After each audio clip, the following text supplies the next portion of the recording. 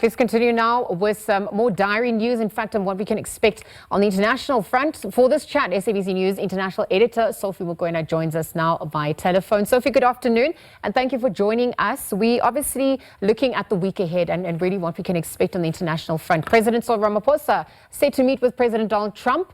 How do you expect the reception to be? What's also likely to be prioritized and discussed?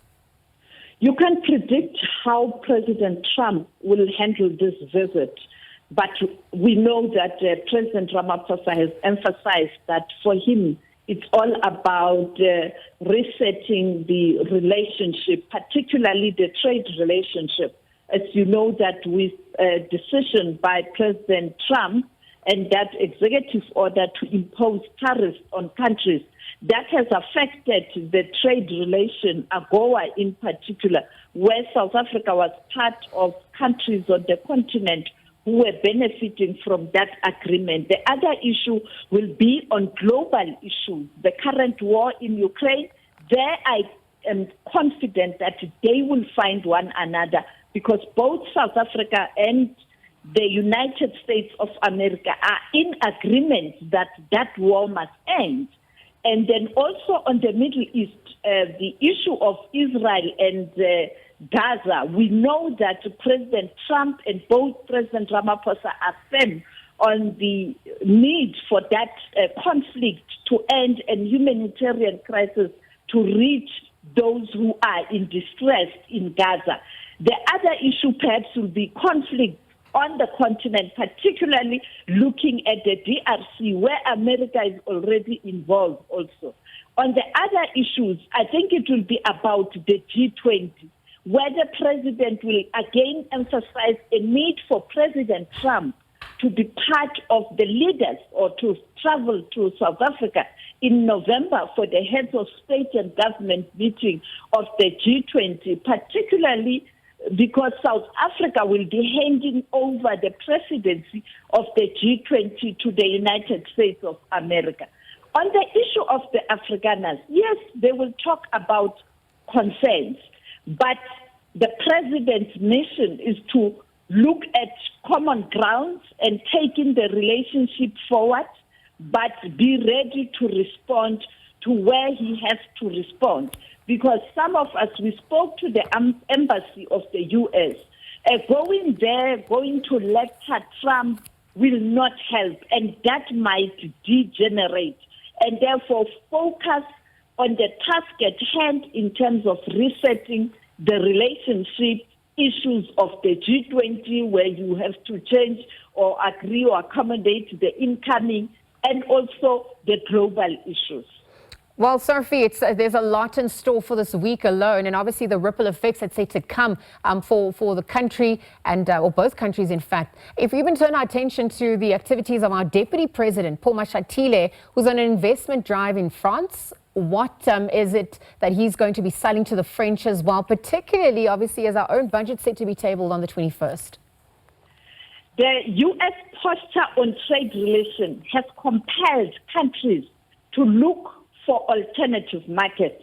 Now, South Africa has decided to embark on a vigorous campaign, a powerful campaign, to try and get new markets for the manufacturers in the country and those who are in the agricultural industry.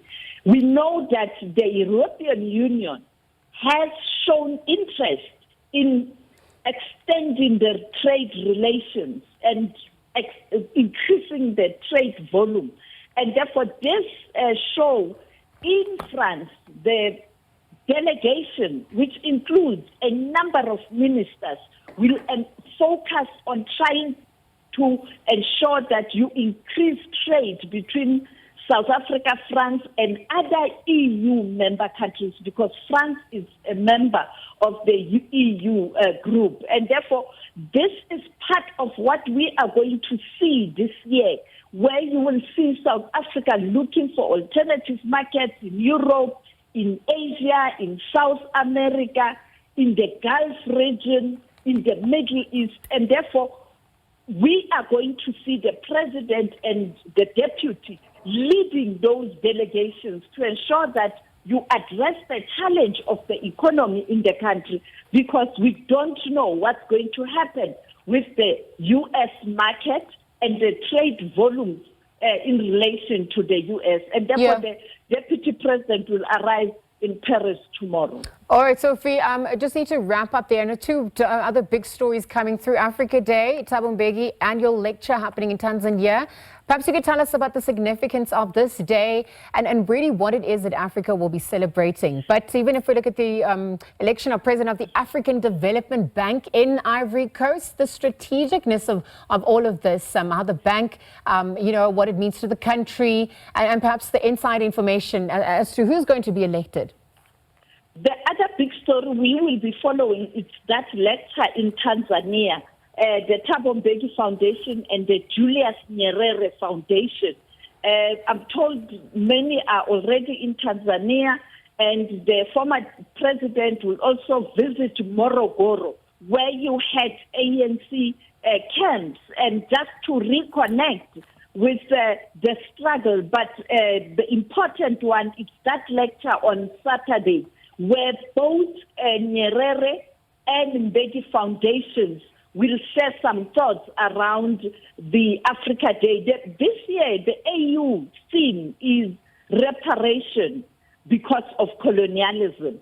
And therefore, I think the lecture and the theme on Africa Day in all events on the continent, it is going to be the issue of reparation because of colonialism, a very thorny issue when you engage the former colonizers. The other issue, the big story, is the election of the new president of the African Development Bank.